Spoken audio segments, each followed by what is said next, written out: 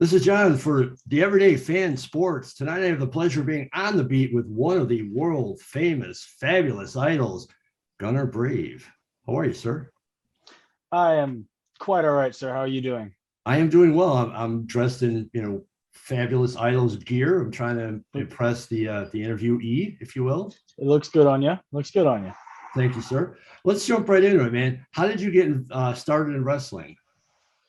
I was into wrestling since before I can remember. It's always been a big part of my life. I did sports all like grade school through high school, and then once I graduated high school, I moved from my parents' house in Joliet, Illinois, out to Davenport, Iowa, to train at Seth Rollins Academy with Merrick Brave and Matt Mayday as well, the Black and Blue Wrestling Academy. So I've been doing that um, for 3.5 years now. I live in Iowa currently. So I just, once I turned 18, I was old enough to, I just left home and pursued the dream. So how's that, training under Seth? It's, it's hard to explain truthfully because a lot of people just expect because of his schedule he's never there. Truthfully, he's there quite often. We train about 3 days a week with a bunch of CrossFit classes and all that kind of stuff. He's there 2 or 3 times a week. Very informative. All the coaches are Merrick Brave, who was Rollins' tag partner on the indie scene. He knows all the stuff in the world. Their longtime friend Matt Mayday, who's also a coach. They're very very wise men in everything they do, and they do more of just not how you do it, but why you should do it. So the aspect of the psychological way of doing things is there, which a lot of people don't seem to get taught in such a short time that we have. But it's very informative. It's very helpful. And what is your finishing move and how did you develop it? Um, I have two. If I don't feel like lifting people up, I will do a swift punt to the head because that is very effective. Also, if I do feel like lifting people up and I get a little dangerous, I'm a big fan of Homicide's Cop Killer, and I'm known to bust it out on occasions. And do you remember your first match? My first match was a triple threat match in 2019. I think the first weekend of April in 2019. It was myself versus Ashton Sowers versus Augustus Draven in a triple threat match at Zawa in I think Sterling, Illinois, and it was about 3 minutes long, and I Okay. won it, and it You wanted was it. it Nice. was a it was something. I'll tell you that. How did it feel, logging in the win on your first match? Oh, it was great. It was really because I've done backyarding for years. Like I'd have my friends come out and we would just beat the hell out of each other in front of nobody or just my dogs.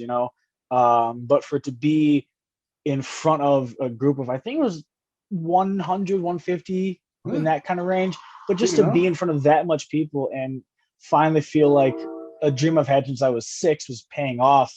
It was exhilarating, and the fact that I caught a clean win off of that too, it really helped me out. Well, that's what I was going to ask. Now, you said it was a 3 minute match, but did you have time during the match to kind of, like look around, soak it in, and go like, this is actually happening? No, I was, as they say, shitting bricks completely. Um, but once it happened and everything died down, we were the first match because we were the new guys, so just go out there for the first match. Once that ended, I sat up for the entire show and really started to take it in at that point. I had some recorded so I could watch it back, but in that like from the moment my music hit to start, from the moment it hit to end, I was completely just tunnel vision on the match. And now that I've been doing it for 3.5 years, which still is nothing in our business, I do like to, no matter where I'm at, really not take for granted the situation I'm in. Look at the Sure. crowd, look at the town, look at the city, just appreciate what I've been able to give myself through my years of work. And how would you describe your in ring style? Um, Stupid. Okay. I've never heard that answer before. I like it. Sure. I am. It's not. People say it and they're like, "Oh, he's wrestling with reckless abandonment." They say it about everybody. I genuinely just go out there and throw myself around because I don't know if I have a really good pain tolerance or just too dumb to realize I'm in pain. I do like to brawl a lot. I love just getting in there and throwing bombs with people. I love diving off of things. I'm very fast paced. I just like to keep it strong style, and also like a lot of spectacle with dives and big slams and landing on my neck. Ouch. It hurts just hearing that, man. Are there any wrestlers like on the big time that you kind of pattern your move set at, or borrow some moves from them? A little bit of everyone, honestly, because I don't want to too cookie cutter off of one person, because if there's already that one person, replicating them is not going to do much. But I like to look into like the Amazing Reds, the Homicides, the young AJ Styles, like that, the peak, like just before Spike TV TNA. I love that era of wrestling. And the X Division guys of that time were on a different level, so I love to watch them and really break down what they're doing. And do you remember your first title win, your first title belt? My first title belt was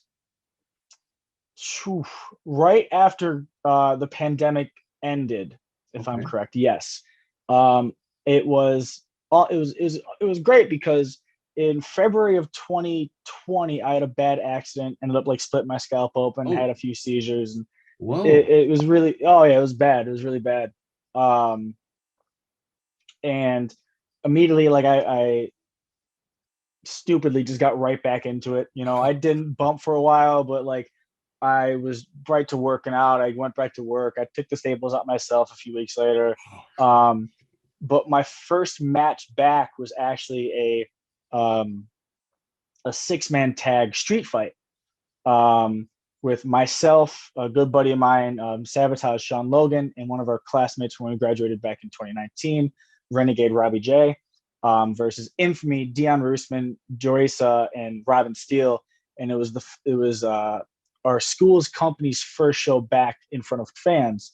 And we just went out there. It was this beautiful like concrete pavilion behind a strip of bar. So everyone's just drunk and having a great time. And we just beat the hell out of each other. And we ended up, I ended up doing a superplex off the top rope, through a door, supported on 2 chairs with tacks on it. And then we won the tag titles for my first ever title there. So you're not afraid to mix it up hardcore either, then, apparently. No, I quite enjoy it, actually. Not all the time. I don't want it to be an every weekend thing, but like once every other month or so, yeah, I have no problem doing it. No, whether you're face or heel, how is it? How cool is it? Or like meeting the fans and seeing like the little kids either cheer or boo you, at least get into you. I love it. I love it because that's how I was as a kid. For some reason, I was a very emotional kid, but wrestling always made me like I would leave my world and enter wrestling. Like I would be distracted from anything going on. So the fact that I, in some part, can do that to the younger generation now, where they can have a rough day at school or someone said something mean about them and they just don't like it, but now they can go to the big ring and see their favorite wrestler, Gunnar Brave, jump off something really high, or their least favorite wrestler, Gunnar Brave, get dropped on his neck, whatever it is. But like I see, I'm trying to be the wrestler that I looked up to when I was a kid, whether it be the good guy or the bad guy. I'm trying to be the outlet to escape their world for just 5, 10, 15 minutes into my world to give them that reprieve they might need. And even us older guys, we appreciate it too. We appreciate your effort. Anytime. When did how long have you been at Rocket Pro Wrestling? I think I started with Rocket Pro late 2019. And the first show I was on, I actually just filmed the show. I was the camera guy for a show because I showed up because it's my hometown. Joliet is, and I was like, hey, I recently graduated not too long ago.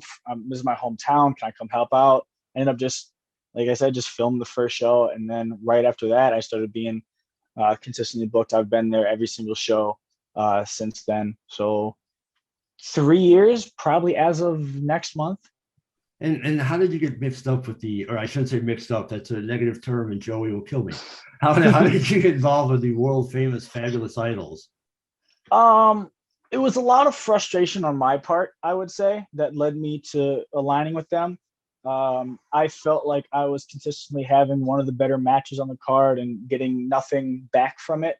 During the pandemic, we filmed a 16-man tournament, and I won it. You know, I have a massive trophy. It's my room's not the cleanest, but it's there. I promise you, it's right there. I believe you. Yeah. I've heard And the I won legend. this big, and I won this big tournament that declared me to be the best in the Midwest under Rocket Pro standards. And my reward for that was I opened the show in the first show back, and I felt like I was being plighted. And even after I won the tournament, then won the show back, I then had to win a match to qualify for a title match. And then it wasn't even a one-on-one match; it was a triple threat match. So it felt like all they'd ever see me as would be the like, we need, the crowd's a little bored, go send out the kid out there to go do cool stuff, bring him back up. I didn't feel like I was going to get anywhere.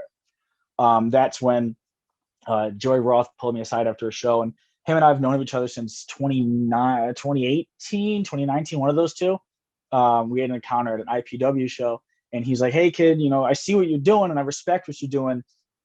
We can support you if you want." And that's a big thing for me, like respect.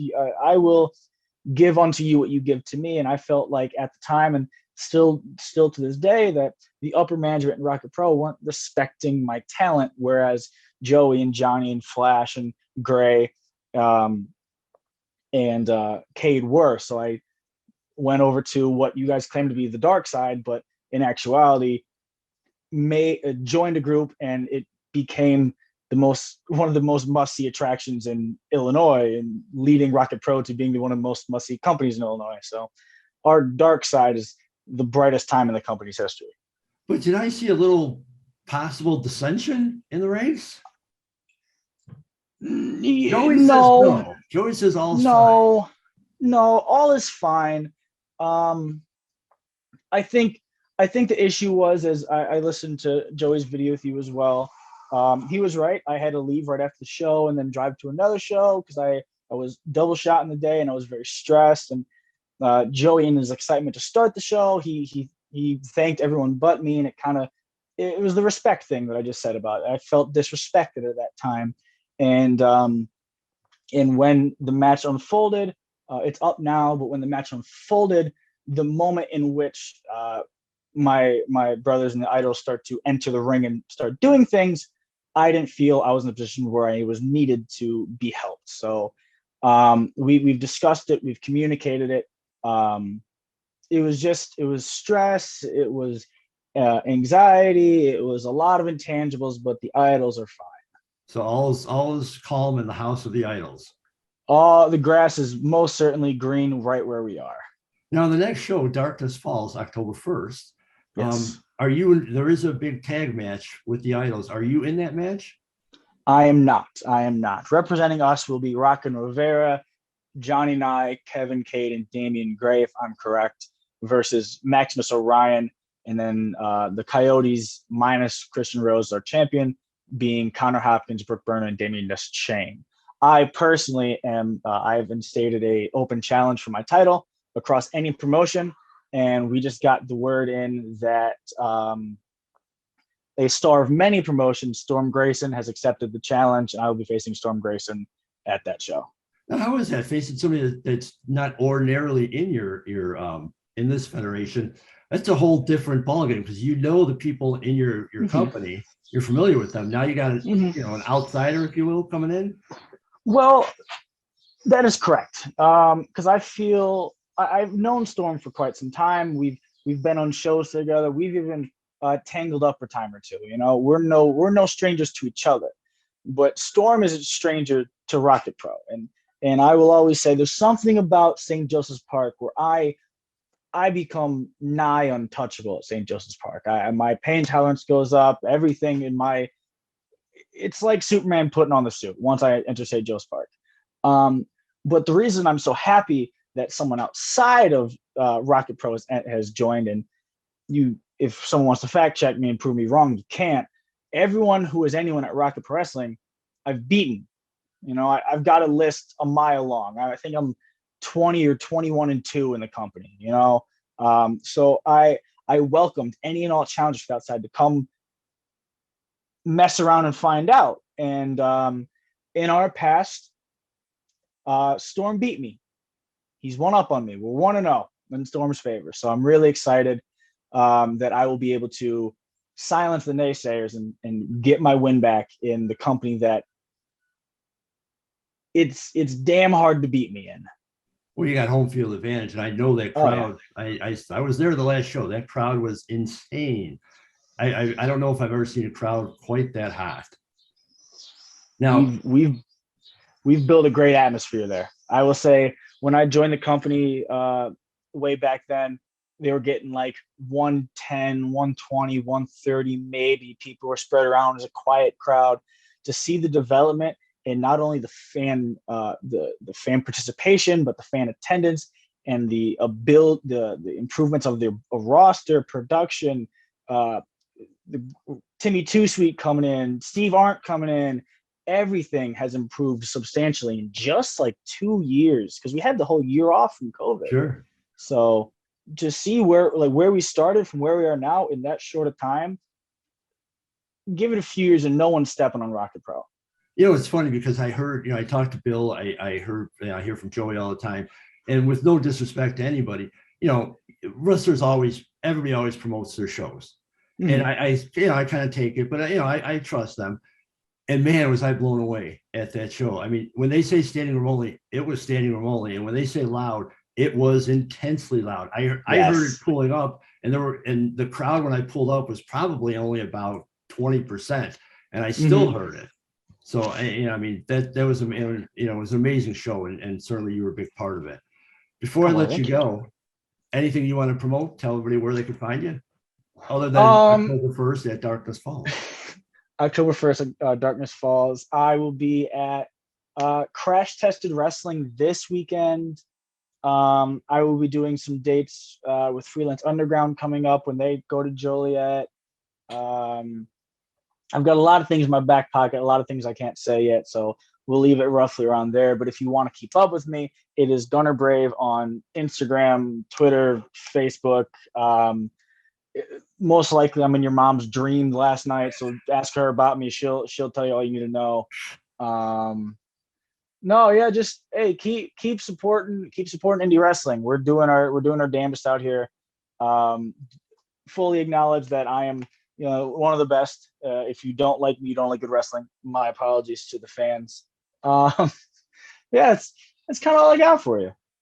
That's all I need, man. I appreciate your time. I encourage everyone to check you out and check out Darkness Falls, Rocket Pro Wrestling, October 1st in beautiful Joliet, Illinois at St. Joseph. Beautiful. And really, I appreciate your time, and keep doing it, because you guys are onto something. Thank you very much, sir. Thank you, sir. You have a great night. You as well. Thank you.